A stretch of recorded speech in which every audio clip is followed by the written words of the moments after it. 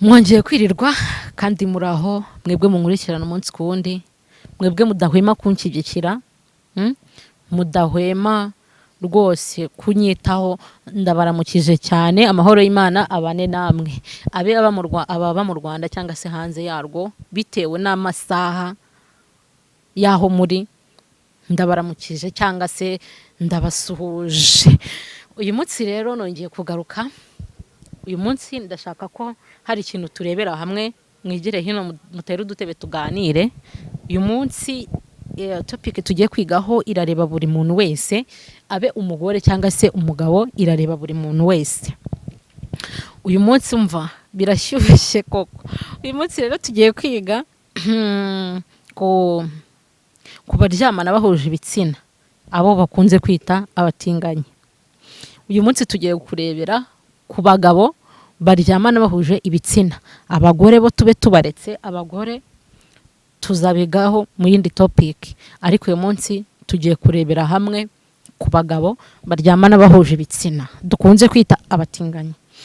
Akenshi hari ibibazo twibaza, nawe wibaza, nanjye nibaza, ariko akenshi mukaba mutabifitiye ibisubizo. Ariko uyu munsi nje ngo turebere hamwe iki ngiki cyangwa se iyi topic tugiye kuganiraho. Topic rero tugiye kuganiraho iragira iti: ese abaryamana bahuje ibitsina buriya twabyita nk'urongorwa? Kuko hari urongora n'urongorwa. Ese urongorwa, umunyumve neza, ese urongorwa yarongora? Icyo nicyo tugiye kwigaho. Ese umugabo urongorwa mu kibuno we yarongora? Nicyo tugiye kwigaho, turarebera hamwe uko bimeze, turebere hamwe n'ingaruka zabyo, hanyuma dukomezanye. Namwe batinganye cyangwa se baryamana bahuje ibitsina, mwegere hino, uyu munsi ni mwebwe tugiye kuvugaho. Rero tuzi ko habaho urongora. Burya urongora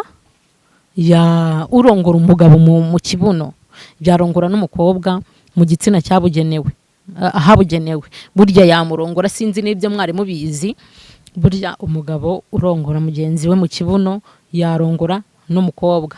Abo rero abo nibo bakunda kwita hybrid. Hybrid aba arongora ibitsina byombi, ab'umugabo cyangwa se umugore, aba byashoboka ko amurongora. So noneho rero tugiye kureba ku mugabo urongorwa cyangwa se uterwa urongorwa, reka aba ariko mbivuga mu mvugo nziza ya buri wese yumva. Urongorwa, burya rero urongorwa ntago abasha kurongora. Urongorwa ntago yarongora. Wakibaza ngo kubera iki? Kubera ko hari imitsi yo mu kibuno ijyana ku dusabo tw'inanga, cyangwa se udusabo tw'inanga bakunda kwita amabya, tuba twarangiritse ku buryo hari umutsi uvana ku dusabo tw'inanga. Sinzi wenda ku bagabo muzirebe neza, uwo mutsi uzamuka ku gitsina cyanyu cyangwa se ku mboro yanyu ahagana munsi nka hano gutya, ukazamuka ugafata ku mutwe w'imboro. Kiriya gihe rero uwo mutsi utundi dutsi dutoya tuwushyira tuba twarangiritse. Hanyuma rero twamara kwangirika ugasanga ntago uwo muntu yashyukwa.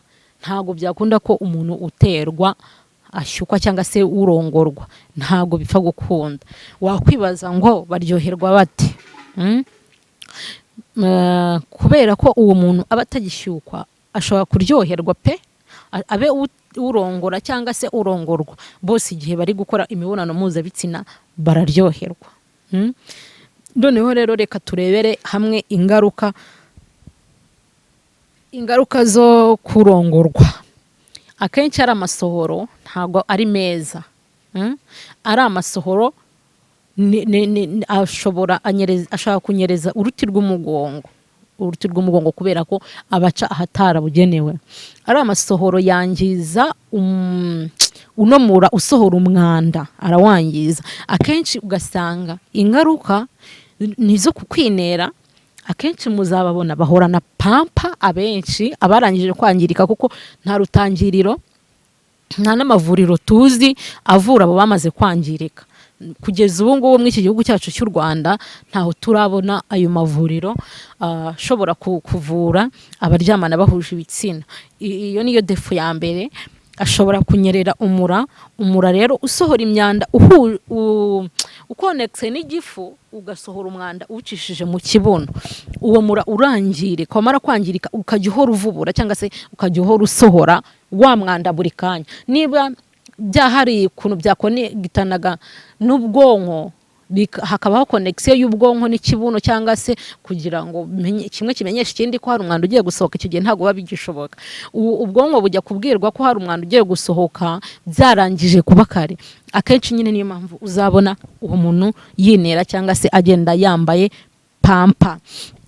Ikindi ntago uzigera ubona uwo muntu agushyukirwa wowe mukobwa cyangwa se mwebwe gitsina kobwa. Uwo muntu ntago yagushyukirwa, ntago agira santima z'abakobwa, ntago bipfa gukunda, ntago ajya agirira santima abakobwa.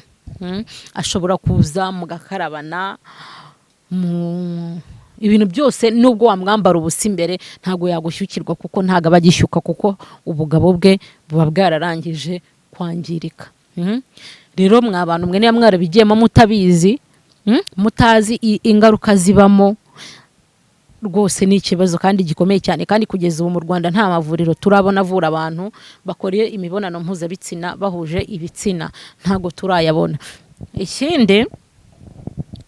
Ikindi akenshi mwabagore mwe namwe niba mufite abagabo ukabona ukwezi kurashize 2, 3 nta kintu umugabo arakubaza, menya ko uwo mugabo nimba atari uko wenda abahuze cyangwa se ari izindi mpamvu, uwo mugabo abarongora, ashobora kuba arongora abagabo bagenzi be cyangwa se aguca inyuma.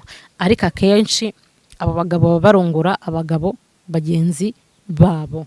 Rero rwose reka mbabwire mwabagabo mwe murongorwa, nukuri reka mbabwire mwicare, ntago navuga kwigaya kuko niba bibinjiriza na kazi kanyu, niba bibinjiriza mukuramo ibyo byishimo cyangwa se mukuramo amafaranga, ariko mumenye ko ejo hanyu ntahahari.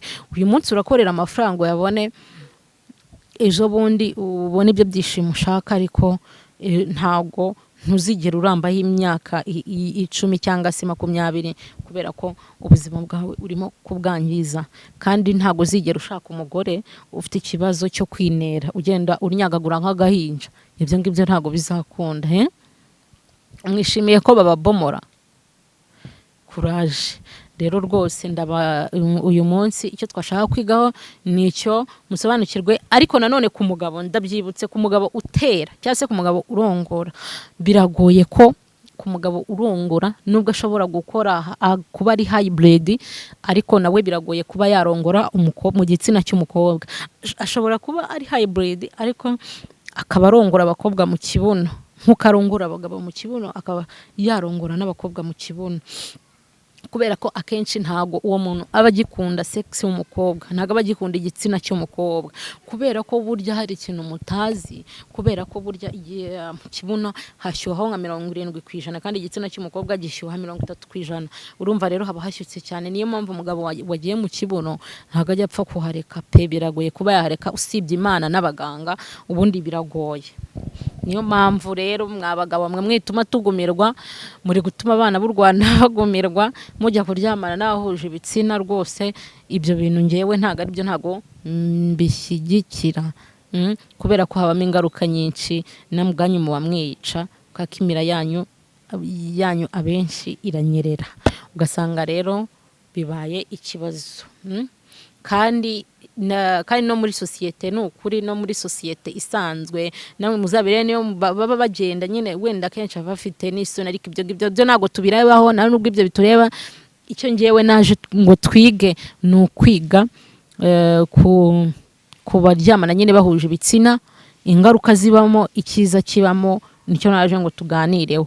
Ariko kugeza ubu ngubu wenda ababikora bashobora kuba baryoherwa n'icyo nakomeje mvuga, akaba ari cyo kiza cyabo bakuramo kuba baryoherwa. Ariko ingaruka zivamo ziba ari nyinshi kuruta uburyohe buvamo. Ni ukuvuga ngo ingaruka ziba nyinshi kuruta uko kwishima kw'iminota 10 cyangwa 20.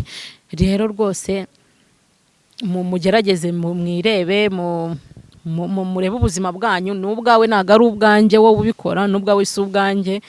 Mwakoze kubana nanjye kunshyigikira, nge mukomeza mukore subscribe kugira ngo mubashe kubona n'ibindi biganiro tuzakora ubutaha.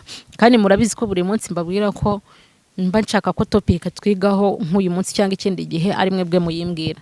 So mwakoze kubana nanjye, ciao.